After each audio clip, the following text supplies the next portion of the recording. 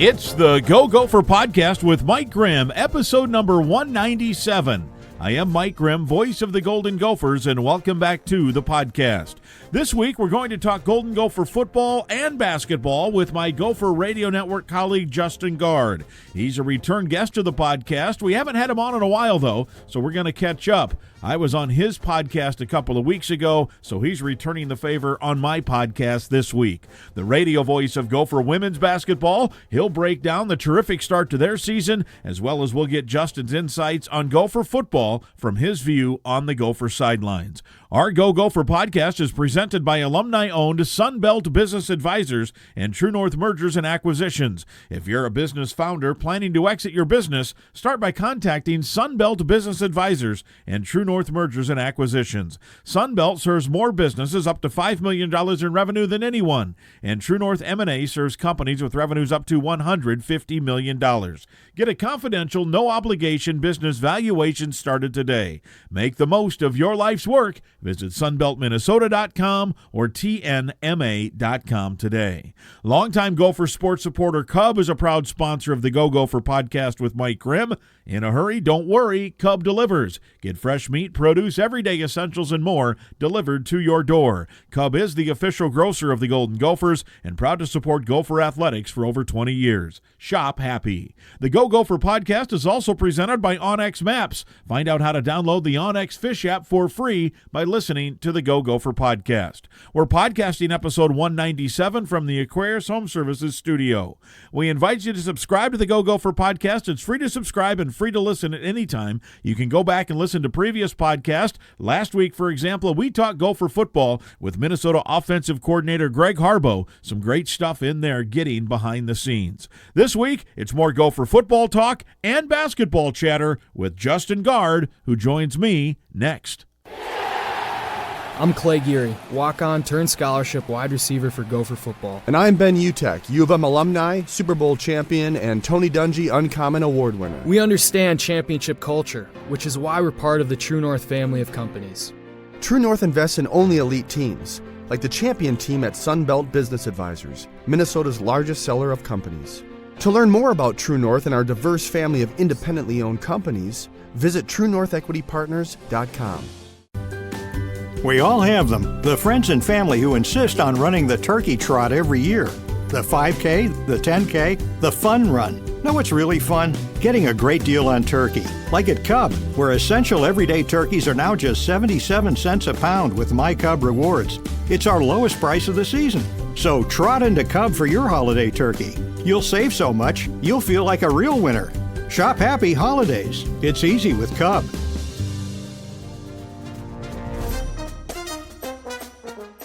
It is episode 197 of the Go Gopher Podcast, and we're going to talk Gopher football and Gopher basketball here with our man Justin Gaard from the Gopher Sports Network, KFAN, Pair and a Spare, What Doesn't He Do, women's basketball, so many jobs. And I don't know how you found the time to sit down here with us for a few minutes. Because for Mike Grimm, you drop everything. When Mike Grimm calls and said, you have an opportunity to be on the Go Gopher Podcast, you do what you can to make it work. And we're going to see each other in an hour anyway for the PJ Fleck radio show. So it worked out great. As we talk right now, it is Tuesday morning. And so we'll, if you guys are listening later in the week, if it's, we'll have a lot of evergreen stuff, but we'll be later previewing your trip to Kansas, which is coming up tomorrow for Gopher Women's Hoop. So all of that is straight ahead. Let's talk football first. Gophers, you, of course, have the great view on the sideline. I have the great view from up top with Daryl Thompson on our radio call every Saturday. The game at Oregon. No one should be surprised that the Gophers didn't win that game. I mean, since that schedule came out in December, everybody said, oh, look at that. They got 2 games at Oregon, at Ohio State. They might be able to win the rest of them. They haven't done that. But the point is, it is what it is.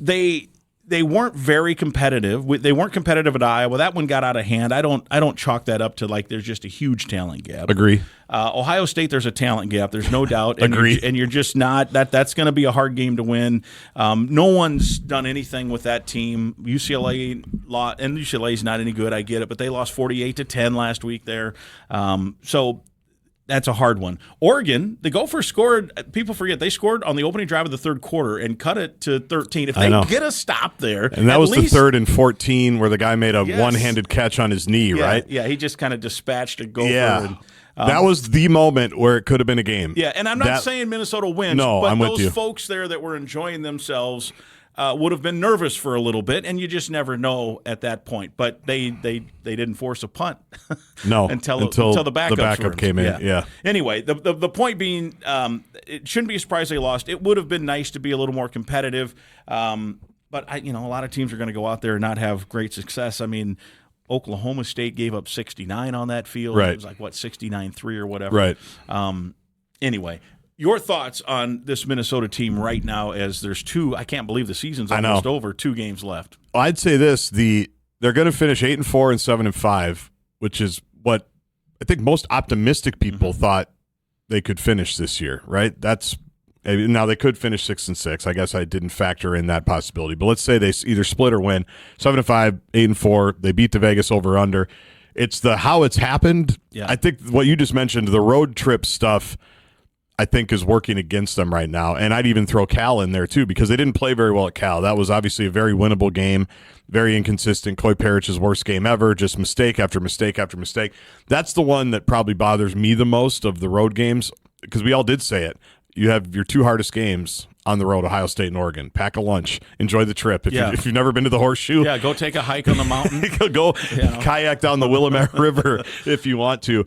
And the fact that they were non-competitive at Iowa and that game did just get out of control in 10 minutes and then we don't even know, right? Right. So, I mean, you just throw out the game. We had Harbaugh on last week. I'm like, you work 100 hours. And all these coaches probably work too hard anyway. It's, I think, oftentimes paralysis by analysis or whatever you want to say. And we've seen a lot of the great games of the Gophers. They make adjustments and some of the game plan goes out anyway, right, after all of this. But you're 5 plays into that game and you're down 5 offensive plays into that game, you're down 17-0. Well, my favorite part of that game, and I say favorite in quotations, is how you came back after Iowa had kicked the field goal to go up 10-0, and you said the Gophers cannot afford a 3-and-out here, and then they threw a pick six. They can't afford that either. No. That was even more costly. Yeah, but... And then you throw in a punt return, punt into the stands, all that stuff. Now, look, Iowa's good. Like, they're better than I thought they'd be. I remember watching them in that Rutgers game on that Friday night during the Gopher bye week. I watched it too. And I'm like, this doesn't look like a normal Iowa defense right now. I mean, Athan was cutting them up. Probably should have won that game. They should have, I think. And then from that point on, that defense has been rock solid. Like, they're probably better than 6-4. They've also played a couple of tough games and had some heartbreaking losses at home. Yeah, and if their quarterback doesn't get hurt at the home Indiana game, they might win that. They had Oregon on the ropes, right? They just need one stop. Anyway, the point being, I'm not trying to say, well, that was an anomaly. The point spread was an anomaly. I'm not saying Minnesota should have necessarily gone in and won that game. I forget the point spread was maybe a touchdown. That was probably about right. 8.5. Yeah, that was probably right. That's probably where it should have been. It didn't turn out that way. But yes, the way the season has unfolded, Mace found this a couple of times too. You lose 3 or 4 games bad and people get sour pretty quickly. I want to see what happens these next 2 because they're obviously both winnable. They're underdogs going into Wrigley against Northwestern 5.5. Northwestern found a way to lose a game in which they won the turnover battle 5-0. Crazy. Which, speaking of anomalies, and so I'm kind of reserving judgment. Like, obviously at the beginning of the season, we knew that their home schedule was inviting, and they've won all their home games, right? Including an absolute domination of everybody's favorite offseason, whether Big Ten West favorite or top 25 team Nebraska, which now isn't going to look as good because their quarterback got hurt. At the time, Nebraska was ranked, whether they should have been or not, completely separate issue. But that was a dominating performance, right? And had they continued on, that would look a lot better, I think, in hindsight. So let's just see how they play this week. I think they do need a good performance on the road, even though this is a neutral site game, just to get themselves, like you said, into a game where it's not halftime. It's halftime and the result isn't already decided. And that's what Saturday should be, right? Northwestern's certainly not the talent level of Ohio State or Oregon, so let's see what happens. Yeah, and even the home games where they're undefeated, most of those games have gotten off to slow starts as well. That's true. What do you think? I mean, obviously the coaches, if they knew, they would put it. I don't know. Too, and it hasn't been the norm. It's not like through PJ Fleck's 9 years they've just always gotten off to slow starts. But there's something about this team, whether it's the script to start the game offensively. Right. I mean, there's been too many threes and outs to start. Defensively, they at Iowa, the whole tone, aside from the how it went sideways, the whole tone was set when Iowa said, the heck with you, we're going to start on offense. Right. Almost everyone defers, right? And they said, nah. And Kirk Ferentz has almost always done that. They get the ball to start a game almost every week because now they have deferred more in recent years, but it was like 6 straight years that they started every game because the opponent always deferred, and if Iowa won the toss, they always took the football. Anyway, point being, Minnesota could have set the tone defensively, and they drove right down the field. They're a mediocre offensive team, and that set the tone for. Then 3 and out, the script didn't work, and then the death spiral started. So I don't know what the answer is. Well, I think part of it is they've struggled to run the ball, right? Their offensive line, I think, by all metrics, has not been consistent enough at certain spots. So they have a hard time, I think, setting the tone. And I'm not a great all-22 mind, as you know. We've talked about this forever, but I just think it probably takes the coaches a minute to figure out how are we going to move the ball. Yeah, because it's not like the regular PJ teams or the Mason teams where you know what you're really good at, and they're probably the teams are able to stop the run without putting a huge emphasis on it, which is a really hard place to live. Yeah. When you don't have to add an extra guy or you don't have to do different things, when you can just go 5-on-5 or 6-on-6, whatever it is, and make the tackle and not give up explosive plays. I think that's hard because obviously the strength of this offense is the quarterback, is Drake Lindsey. I think you and I both agree the dude's a stud. Like I think he's been as advertised and better. There's a reason why they handed him the keys as a redshirt freshman. Doesn't have to happen in 2025 unless you really want to. So that would be my theory, is that teams don't have to do anything special to stop the run, which is what everybody wants to establish as you go. And it probably just takes a little while for them to figure out, how can we attack them? Where are the weak spots? How can we smoke something over here to go over this way? We saw the crazy crap they were trying at Oregon. I mean, nothing. Yeah. And they did a trick play where the ball changed hands 3 times and they gained like 3.5 yards. Like that's how hard it has been. And I think it's just because it's been difficult for them to just line up and block somebody. Yeah, and that's got to change. Like that's got to be driving PJ Fleck nuts. He publicly won't say it, but it's got to be. That's not the style of play he wants. No, definitely not. I do, and there have been some times where the run game hasn't worked and they've abandoned it and they've let the kid throw 30, 40 times. They have not done that in recent games. And when they have thrown, some of it, I don't know if Drake's just gotten into check down mode or, I mean, there's certainly been, a lot of short passes on purpose called screens and the little bubbles and the little swing passes out of the backfield. I would love to see him open it up a little bit. Let the kid throw the ball 20, 25, 30, even at Oregon. The plays that worked were what? Pass interference calls. Pass interference and the one catch that Jalen Smith had, and then the near catch down the seam that Gears had. It wasn't a swing pass. It wasn't a bubble screen. It wasn't all this stuff they're trying. And against Oregon, fastest team in the country. They're so fast. It was strange. Like get a guy 1-on-1, and that was the play that worked.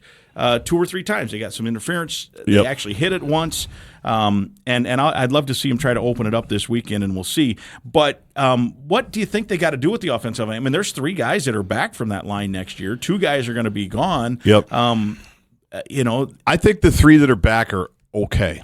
Because they're also younger, right? I mean, we're talking about Greg Johnson, we're talking about Nathan Roy, Ashton Beers, right? Like they're all back. I think what's hurt them is just the portal additions haven't worked out as well as they thought, and they have some portal money sitting on the bench, right? Like there's offensive linemen that are sitting on the bench that I'm guessing they invested in, to use the 2025 word, and that's the problem. You're a baseball fan. When you have a limited payroll, as Twins fans know, and you make a mistake or Carlos Correa is not available, or Byron Buxton's not available, or Royce Lewis isn't available, you don't have a guy behind him just ready to go. Right. So I think they've got to re-examine and relook. And I was just we talked about this on Parent Spare this week. That has to be the focus because you have a great quarterback. You got to obviously probably upgrade the wide receiver position a little bit. I think that's been up and down. I like Javon Tracy. He's been up and down. Jalen Smith, I think, will develop into a nice player. It's hard to play as a young guy. I think Lemecky's had a great year, right? And everybody loves to see that because we all love Lemecky. But I think it was the Tulane coach on an interview somewhere where he said, look, we don't have a lot of money at Tulane. So what's my best chance? My best chance is to make sure both of my lines are good. And then if I don't have then I'm going to go to the junior college, and this isn't what Minnesota should do, but this is what he said. Then I'm going to go to junior college because for that quarterback, he can't wait to get to Tulane, right? And well, Minnesota did hit the junior college market last week. They've got 3 guys coming in from Hutchinson. That's true. But anyway. Yeah, yes. So thanks, Ryan Burns. Yeah, I'm here for you. But he said if I can block for that guy, then we're good. But he said, so most of our money is in the line. You look at the Philadelphia Eagles, it's the same thing, right? It's what the Vikings just tried to do. So I just think they have to hope that the guys that are coming back continue to improve because Nathan Roy was a big time recruit, right? And he's looked at times pretty good. Agree. Yeah. Well, that's what I mean. Like those guys are young, and so they're gonna. We think they're on the right path. It's crazy. Greg Johnson will be a senior next year. I know his last year. I know. But he's had Beers too will be done next year. And he's been. They had him at center, not because they necessarily wanted to, right? A year ago, so. That if I'm assuming that's what they're thinking because you just can't do anything if you can't block. Yeah, agreed. Both sides. Yes. And I also think they're some of maybe the younger guys they recruited at the line position, they went out and got transfers, and they just must not feel those guys are ready. Right. Or they just feel like we have committed the resources to the transfers. We got to keep them in there. And yet there was a night like Nebraska where they just ran right down Nebraska's throat, and those guys were blocking great. So it does create some head scratching things. All right, so you're 6-6 right now. I'm sorry, 6-4 right now. As you mentioned, I guess obviously the 3 options would be 6-6, 7-5, 8-4, and that has a huge impact next 2 weeks on where you're going to spend some of your December, and if it really would fall right, maybe January. It was January last year in Charlotte. What do you think? There's so many. I don't even know what to think. This so much better than me. You talk to people. I haven't looked because there's so many different rules and there's so many teams, and we don't know what the playoff is going to look like. But obviously, the dream for all of us is to go back to Nashville at some point because it's actually a fun place to go now, and we haven't been there in forever, and they've just ignored us. It's crazy. It really is nuts. That's a whole nother podcast. Yeah. But I like all the bowl games. I think you and I are in agreement. And now with the opt-outs and the transfers, like they really are just an opportunity to watch your team play another time. Yeah. Right? And if you can go and you want to go, it's a great time to go hang out with like-minded people. And that's what I've felt the last 5 years. Obviously we've been to Orlando with the Citrus, whatever it's called now. We've been to the Outback with Tampa, whatever that's called now. That's like the ReliaQuest. Yeah. And so, but I thought they had a good crowd in Phoenix. I thought they had a great crowd in New York. I thought they had a surprisingly good crowd in Charlotte. Yeah. Now the date, as you mentioned, January 3rd, Helpin's there.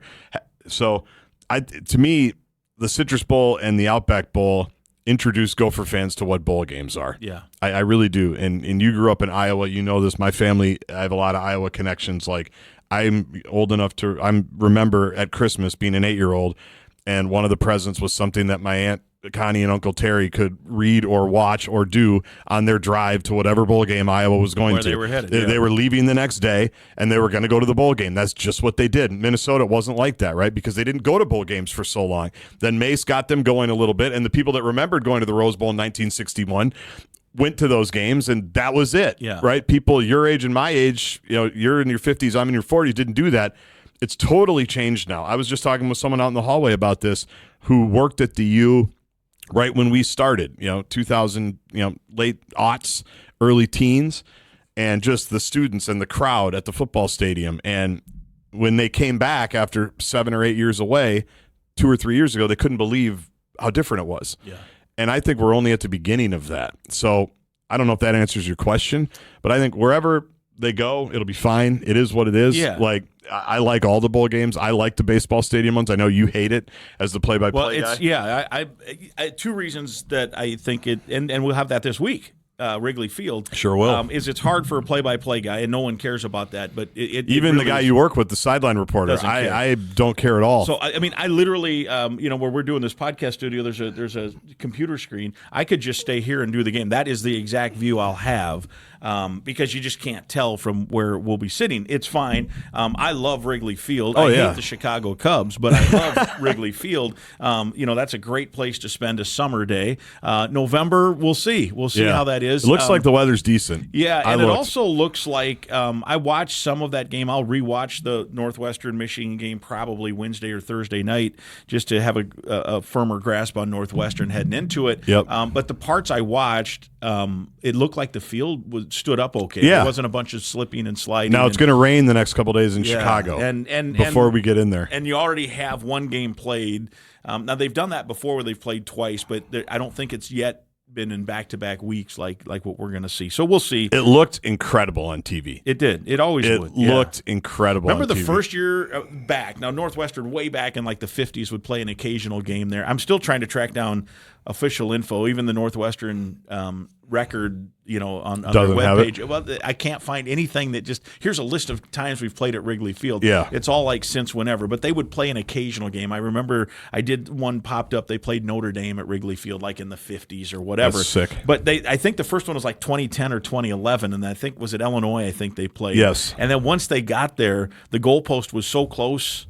Remember, they would switch when they got to midfield and go the other way. Every drive was headed toward, I forget which way, home plate or the out. Well, it would be toward home plate because they were the outfield one.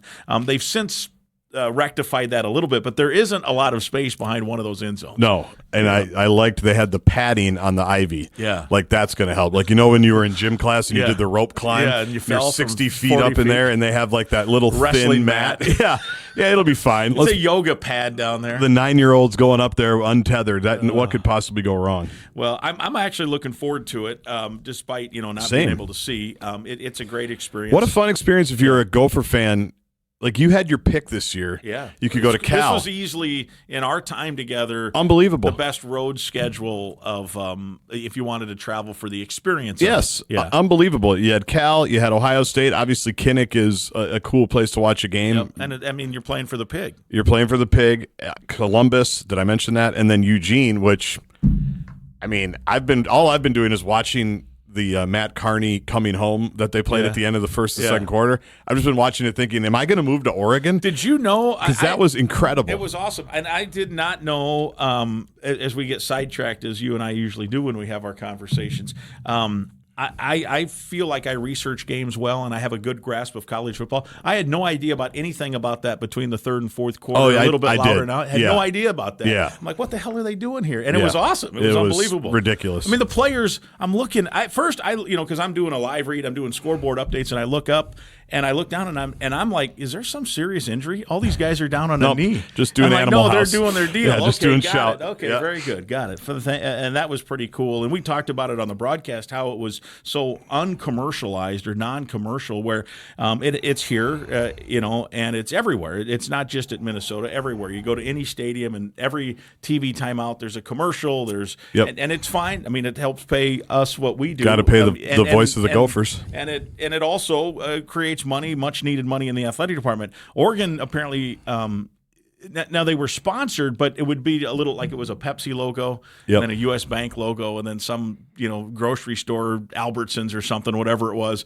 But it was basically they pick a song, sing it. And they'd all sing it, and then there were just highlights from that game or the week before, or crowd shots. It was really laid back. I think it's a pretty laid back area. Yes. And it was great, though. It was quite a scene. It was quite a scene.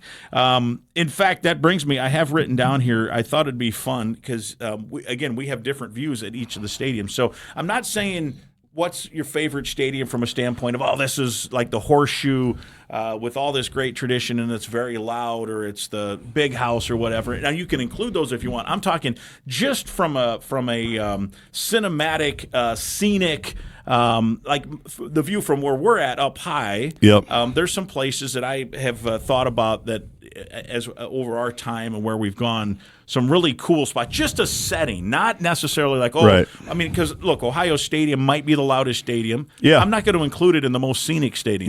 No. I mean, it's a beautiful stadium, the old brick and all that stuff. It's fine. Yeah, I think it's just fine. But it's not, and it's loud, and it's a hell of a hard place to win a game. Yep. One, because it's loud. Two, because the other team's always good. I'm talking about just from an aesthetic standpoint, scenic. scenery.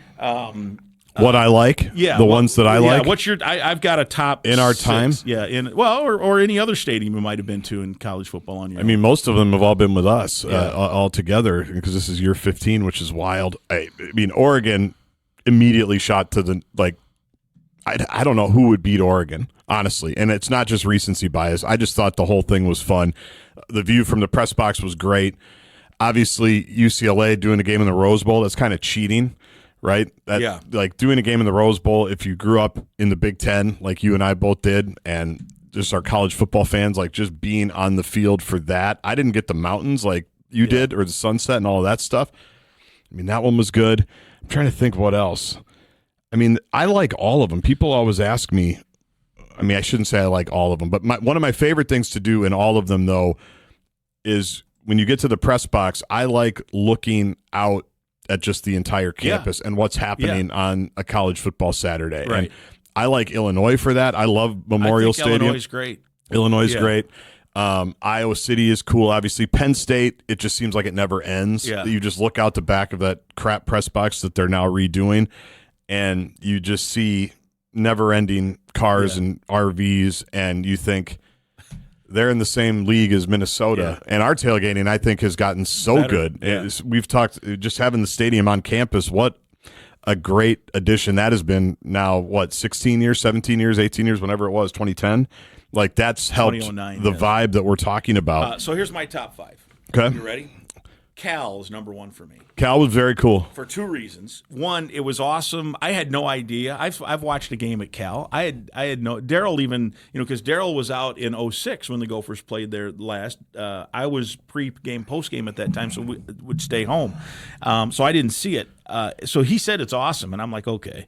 Then we get there, and you're in kind of these foothills, much like Oregon, but you're on the foothill, right? So so when you look out the back, to me that was what put it above everything else. There was a double dip out front. You had these mountains. Yep. You had what was it, the Cheapskate Hill, where the hills where the cheapskates didn't want to pay, but it was high enough you could see. And they were there 5 hours before the game. Yeah. And there was smoke coming out of where they were. I don't know what was going on there. Campfire, it must have been. Maybe a little fire in Berkeley. pit. Yeah. And grilling. Then as you go up this mountain foothill, there's actually college classrooms way up high. Could you imagine taking a class there and looking out the window? That'd be nice. But then you look out the back. And 40 miles away, but because you're up on this mountain, you can see the Golden Gate Bridge, you can see Alcatraz, you see the San Francisco Bay or whatever it's called. I just thought that was number 1 for me, which I didn't think it would be ever, because as you said, we did a game in the Rose Bowl. Yeah, like the Rose Bowl is the pinnacle of everything. Yeah. And aside from the stadium being a little antiquated, and people that go are like, well, it's bench seating and blah blah blah, and that's all true. Yep. But the San Gabriel Mountains, you can still hear Keith Jackson saying Gabriel Mountains.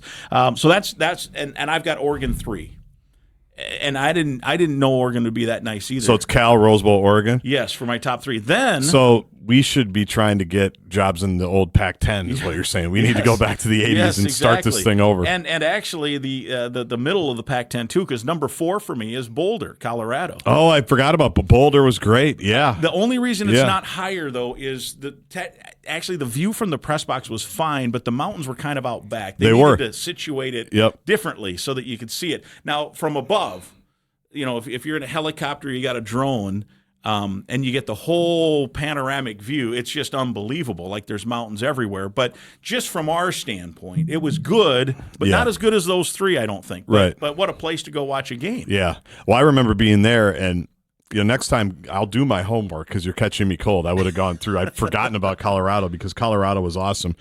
I remember when we got there, and we were standing in the back of the press box, like you said, where you could see the mountains. And the whole stadium's cool. I like what they did with like their little the club seating that they have in the one end zone. Very smart decision, I think. And they've got, condos that are right there in this whole thing. I remember going, how have they been bad for this long? No doubt. Like, this team should never be bad. And that actually, like, when people, to bring it back to the Gophers real quick, like, people, always have trouble kind of gauging how you should feel about different seasons and different things. Like, since we've started, I think Jerry Kill was 3-8 his first year, 3-9. I can't remember if they played 11 and 12. PJ's first year they were 5-7. There's been a few 5-7s. 5-7 has been the bottom. Yeah. Like, I don't think people understand that. They do not. They do not. When we go around all these places, and I'm looking at all these things that these people have on us, and I'll say us as the Gophers.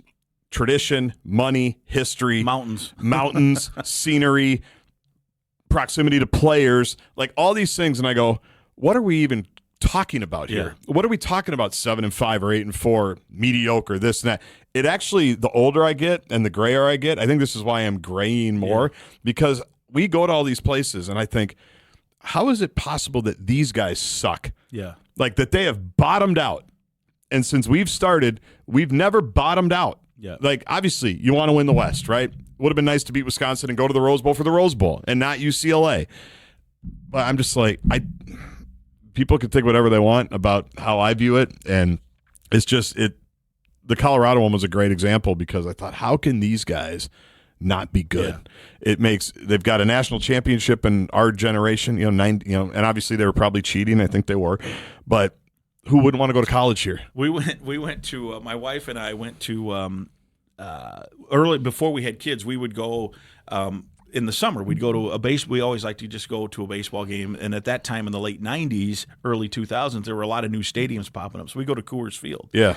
And because I'm a geek, I'm like, let's drive out to Boulder. I just want to see the stadium. It's 50 minutes away, right? Yeah. So and we did some hiking too. But we drive out there, and the stadium gates are open. Yep. And it's the summer.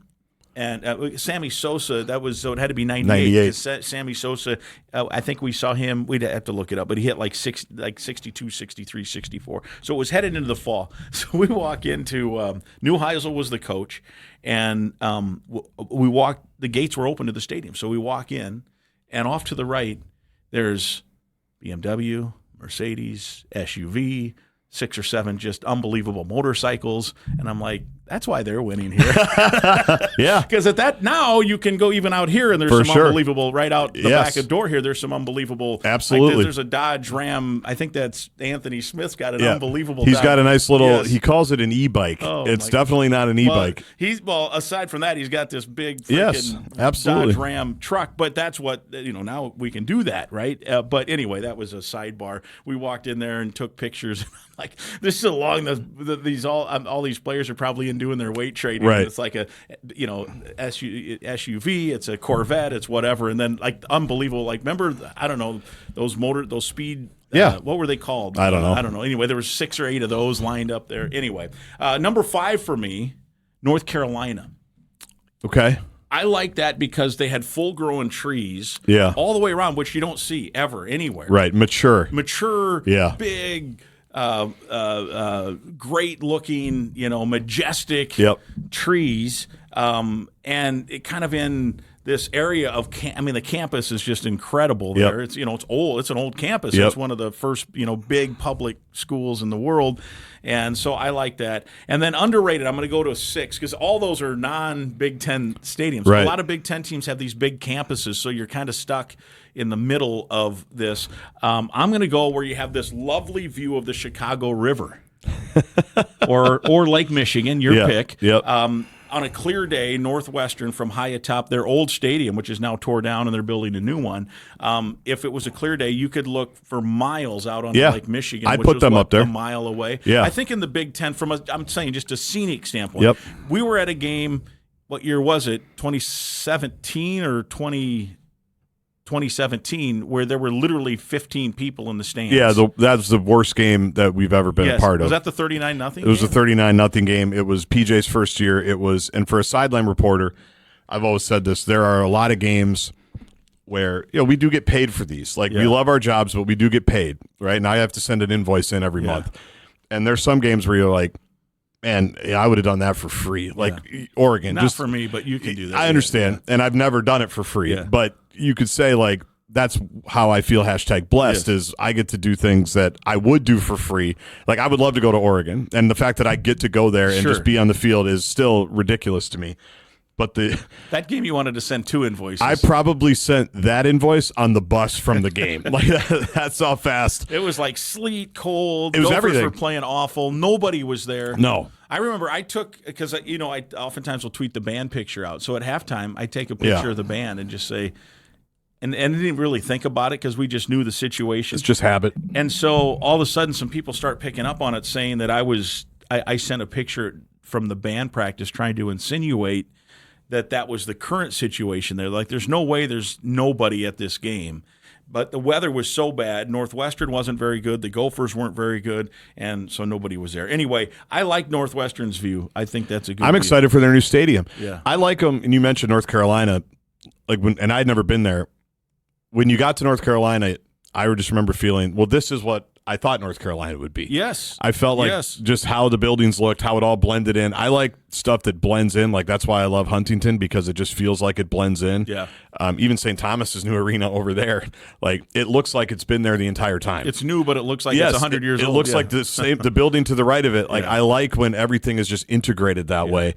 And Northwestern, it's just in the neighborhood, right? Yeah. It's the hot dog stand that you like to go to, and the shops in Evanston, and it's all just right there, right next to the basketball arena. I love that stuff. We'll see how that new stadium looks. Best student section? Is that the TCU? You always tell that story. Yeah, the student sections where they're right behind you are the loudest. I mean, I'm never really paying attention to the students. Yeah. That's the thing. I'm trying to avoid the students because I'm trying to hear things. Yeah. I do like when everybody, though, is locked in and engaged, and I think and have their traditions and their cheers and their chants and all of that, and Minnesota has that now, which to me has changed the entire atmosphere of the building, which is cool. Obviously, the students at Iowa are loud, and they're right there in that end zone. Now the north end zone's even louder since they did that. I don't notice the students at Wisconsin as much. Yeah. Like, Wisconsin is fine to me. Except for jump around. Which the last couple of times we've been there haven't been anybody there to jump around. Yeah. And I remember somebody said a year ago, remember they had that penalty a year ago that extended the game where if there was going to be nobody for jump around if Wisconsin hadn't scored on a dumb personal foul penalty. Like, it was so dead. And jump around's fine. It's great. I get why people like it. It's fine.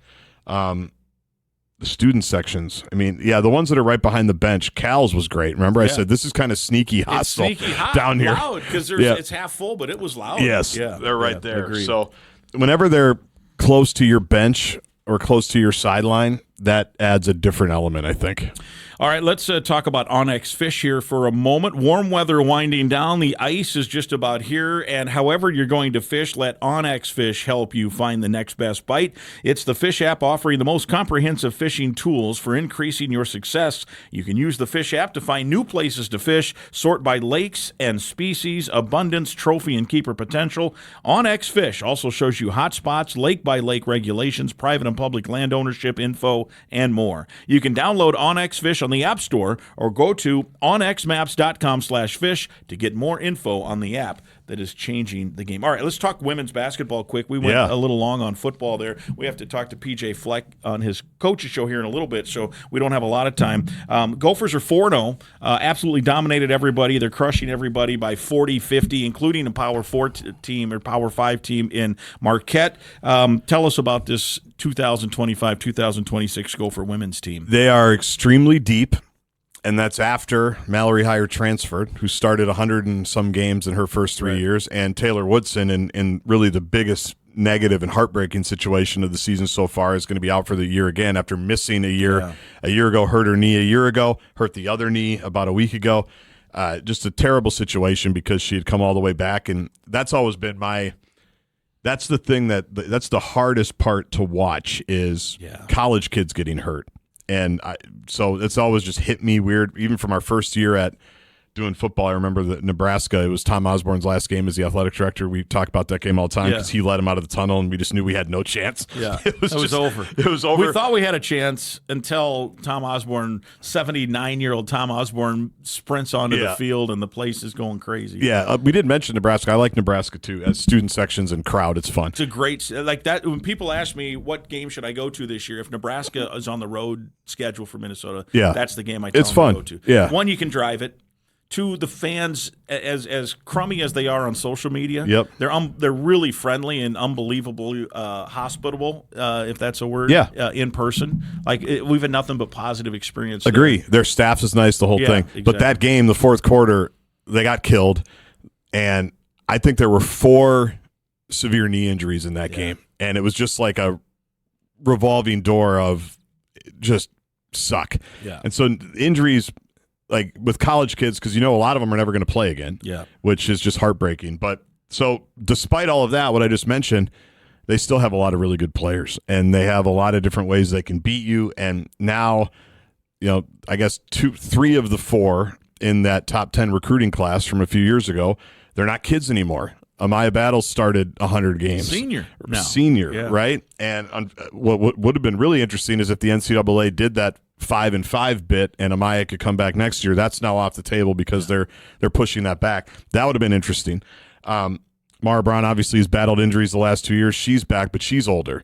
Nehemiah Holloway's older. Grace Grahalski, who came to class after, is now a junior. Sophie Hart is a senior, right, with her extra 5th year here. So these kids that we've been talking about are now grown-ass women. Yeah. And in the Big Ten, when I first started, we were coming right out of COVID. So why was Iowa good?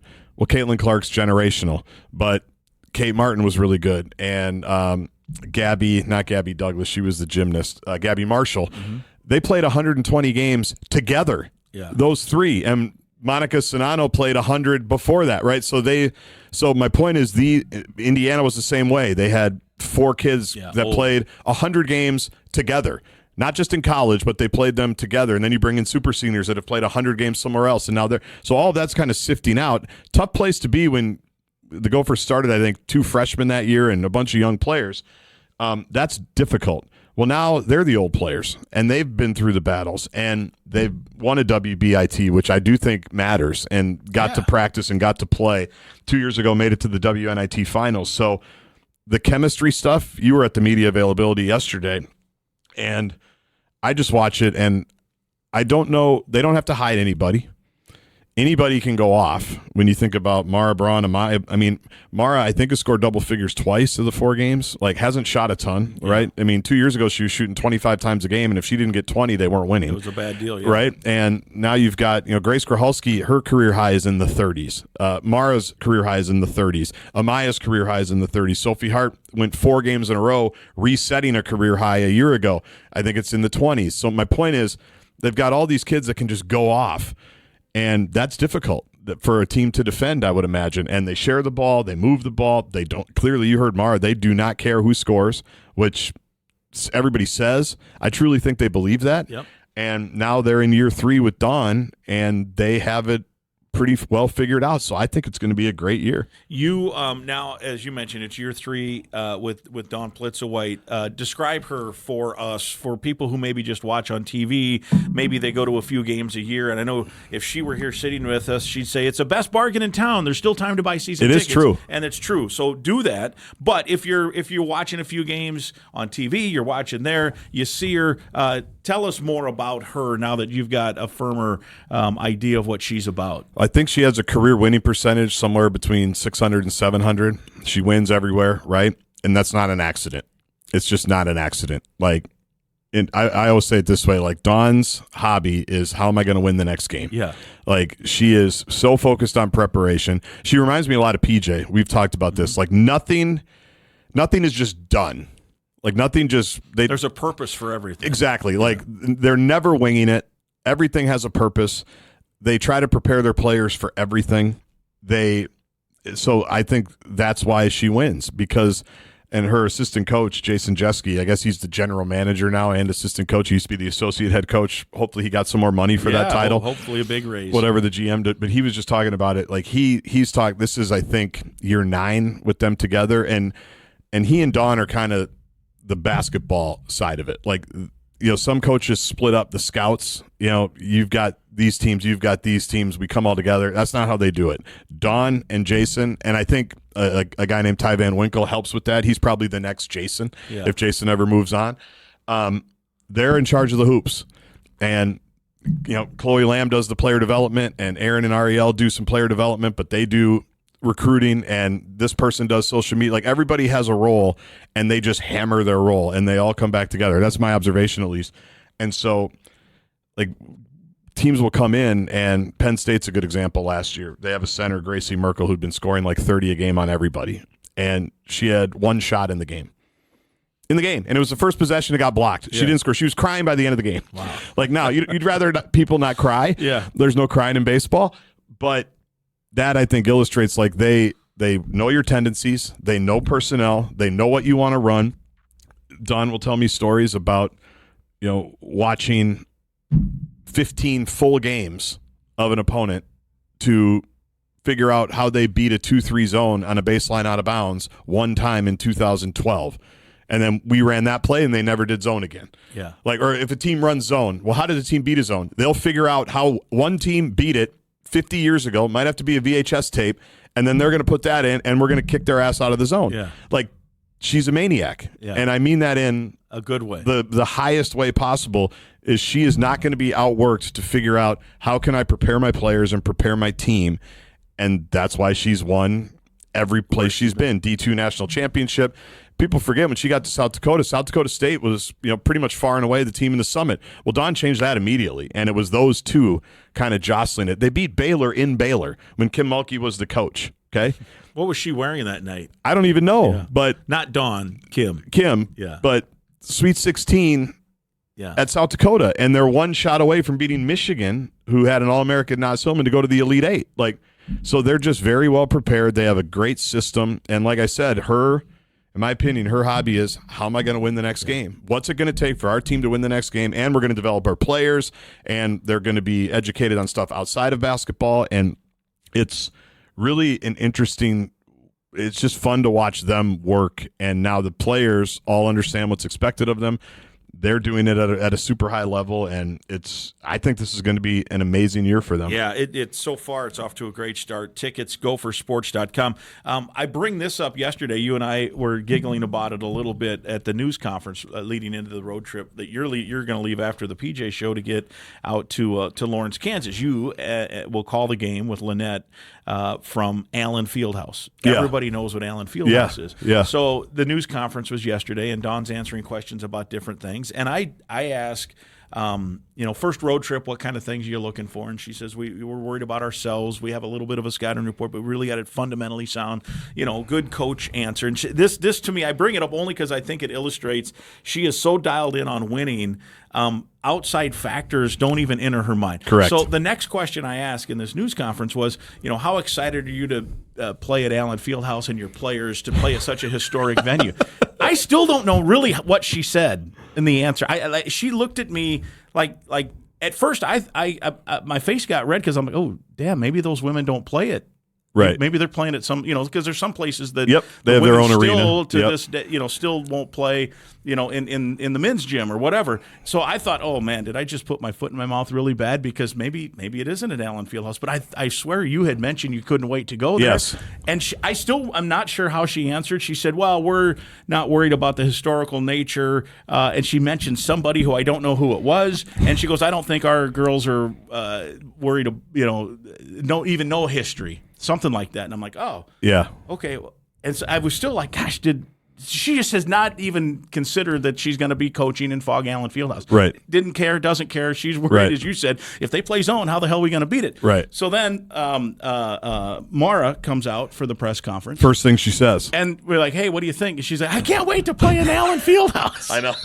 And I'm like, well, they do know. Yeah. The coach has no idea because she's so this is my take on it. Maybe I'm wrong. Maybe she knows and she didn't understand my question. But I think my read was she is so dialed in, she doesn't really care. They're going to play where the bus drops them off. And it could have been in Lawrence Middle School. Yep. And that's all she cares. And Mara's first thing was, we're really looking forward to playing in that legendary, I don't remember exactly. Yeah, historical building. The rules of basketball written by James Naismith are at Fog Allen Fieldhouse. But the head coach looked at me. You were there. I was there. When I asked about Allen Fieldhouse, she looked at me like my head spun around. Yeah. She's like, "Well, history. I don't think we're worried about history." Like, right. What? Like almost, she was like, is that where we're playing? Yeah. Like, I don't know what the deal was. I still don't really know the answer. Yeah. What she said. Yeah. She mentioned some person's name who I don't know who it was, and said her players probably don't even know the history. So to me, I only bring it up. I'm not bringing it up.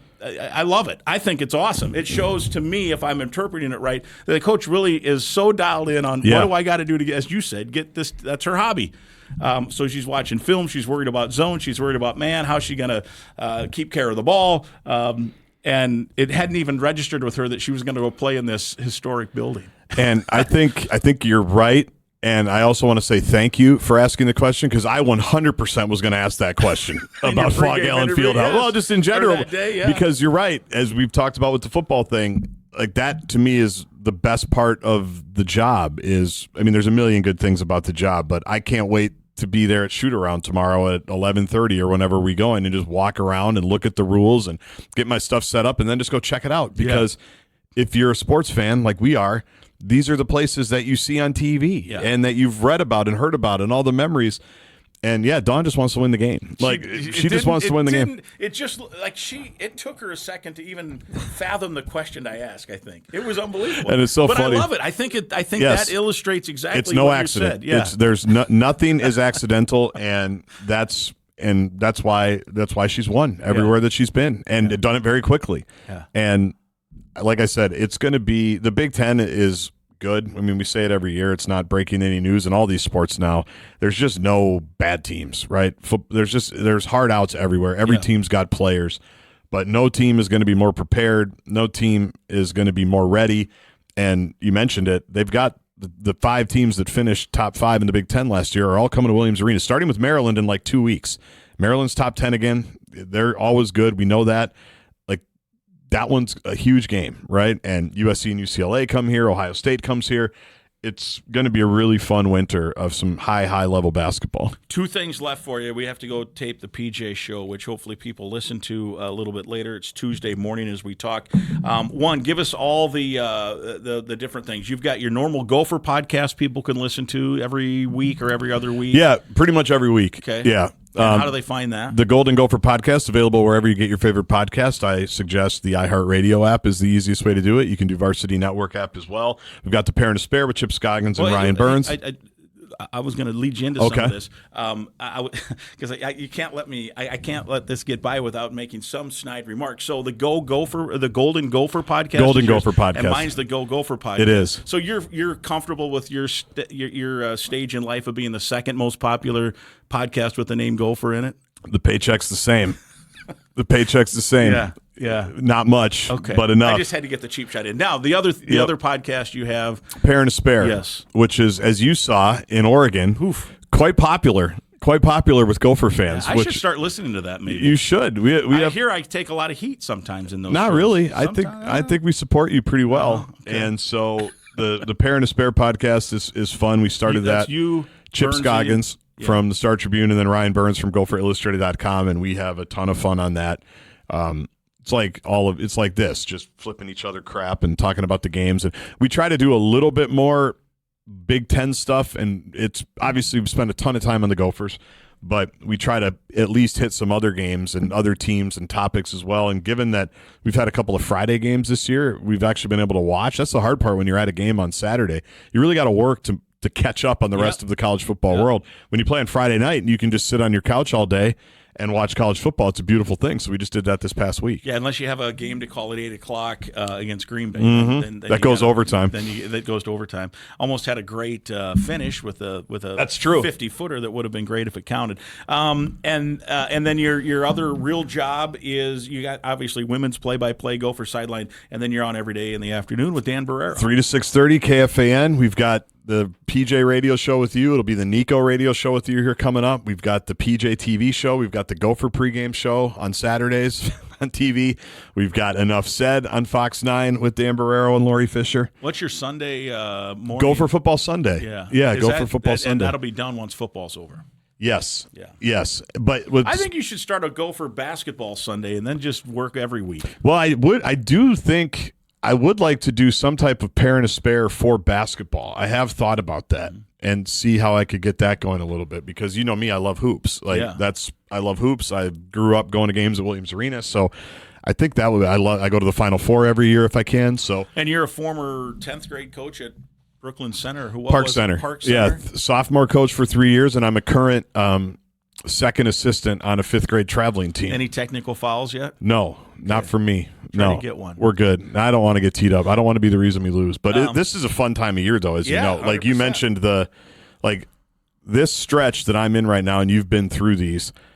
In 2 weeks, I will be in Eugene, Oregon, Lawrence, Kansas, Wrigley Field, the Bahamas, and then you come back home for Gophers, Wisconsin. Yeah, that's a hell of a 2-week stretch. I mean, it doesn't include Columbia, Missouri, like mine does. No, but, But if it all worked out for you, you would have had California in there, like Sioux Falls in there, like November. Yeah. It's just a mess. But crazy. Think about the cool places we're going. My week last week: fly to Columbia Tuesday, do the game Wednesday, get back at 1 a.m, hop on the plane Thursday, go to Eugene. Do the game Friday night. Social. Everybody says they love you. Yeah, that's beautiful. And then get back 7 a.m. on Saturday. Do a game with Minnesota and Green Bay. So 3 games, 4 days, 3 states, 5 basically days away from home. It's fun though. But what else would we be doing? Yeah, what else would we be doing? Sitting on the couch staring at my wife. That's it. You know, how are you? Good? Okay. Yeah. Okay. Yeah, very good. All right. Good. I guess I'll watch something. I'll go upstairs. Okay. Anyway, last question. As the former 10th grade coach at Park Center, what's your 60-second analysis of Niko Medved's team so far through 4 games? Well, another guy, and Coyle has said this before in his hires, and it was funny. He's self-deprecating about it. He said, I started looking at people that have won everywhere that they've been. That would be a good idea. It's like, I'm glad you came to that conclusion, right? And Niko has won everywhere you'd been. And everybody likes to make the bit that he's from Roseville. And I'm sure it means a lot to him to have his family here and everything. And I don't know what you think about this, but I say thank God he's from Roseville because I think that guy could coach anywhere. People say that he came here because of the dream job. I say the Gophers got a little lucky that he's from here. Otherwise, he'd be coaching Maryland right now or West Virginia right now. Right. But the Gophers caught him because he's from here. Yep. Yeah, and he'd done great things at Colorado State. And I just we've talked about this. One of my favorite things in life is ball movement. I just love the extra pass. And spacing. Spacing and ball movement and cutting and, as you would say, beautiful. Yeah. I just love, even with our 5th graders that I'm coaching, when they make a great pass, I mean, that just, nothing better. Yeah. There's just nothing better in life. Yeah. And just how they move and they cut and they space and they read and they're unselfish and they move. I know Saturday against Green Bay was an absolute meat grinder. And I don't even know how to explain that game because, usually if it's a game like that, you're a 30-point favorite. If it's close, you've shot poorly. The other team's 11 for 15 from 3. I didn't even think Green Bay played well. No. I thought they were pretty terrible that night. So how does that work? I don't know, but it was what it was. You got to win. You survived. Every team goes through one of those. I mean, a couple of teams have lost to D2 teams. Yeah. We're talking Power 5 teams. Boston College got beat by a team I didn't even know was Division I the other night. Yeah. It's going to be exciting. I think he's a guy that obviously understands the job, understands the landscape. It means something for him to be here, which is cool. And now just keep finding more dudes. I think they've invested in the program more than they have in the past, which I think was absolutely necessary. We've talked about that. It's another thing people don't understand. There's a reason why the Dodgers are always in the World Series, right? There's a reason why Ohio State's always near the top. It's not rocket science. As much as we'd like to think it's rocket science, investments matter, players matter. You can do it the other way, and there's always examples of it, but it's a lot easier if you're on a level-ish playing field as everybody else, and I hope that's where they're going now in basketball. It seems like that's the case. All right, well, good work. We got to go talk to PJ Fleck here. Hopefully people listen to that. Thanks for coming on. I said 30 minutes. We're almost at an hour. Did you say 30? I said, hey, come on, we'll do a 30-minute deal. Okay. But I've got nowhere to be until noon. Oh, so well, you're going to go another 40 minutes? I don't think the audience needs that. I think we've given them enough. I think it's all they can handle right here. All right, thanks, man. We'll talk to you at Wrigley Field. Good luck in Lawrence, Kansas. Thank you. He is Justin Gaard, and it is episode number 1 197. My thanks to Gopher Radio colleague and great personal friend Justin Gaard for spending time this week with me on the Go Gopher Podcast with Mike Grimm. I hope you enjoyed hearing that conversation as much as I enjoyed being a part of it. Episode 197 is presented by Sunbelt Business Advisors and True North Mergers and Acquisitions. If you're buying or selling a business, visit sunbeltminnesota.com or tnma.com. Cub is a proud sponsor of Gopher Athletics for over 20 years and a proud supporter of the Go Gopher Podcast with Mike Grimm. Cub, bigger savings on the items you love. OnX Fish also sponsors the show. Happy fishing from OnX Maps. Again, I'd invite you to listen to past podcasts, and please right now click that subscribe or follow button to the Go Gopher Podcast. It's free to follow or free to subscribe and free to listen at any time. And please share the link to the podcast with others so they can subscribe, listen, and follow as well. And if you enjoyed the podcast, let us know with some positive feedback on your social media channels. A like here or a like there goes a long ways. We'll talk again next week.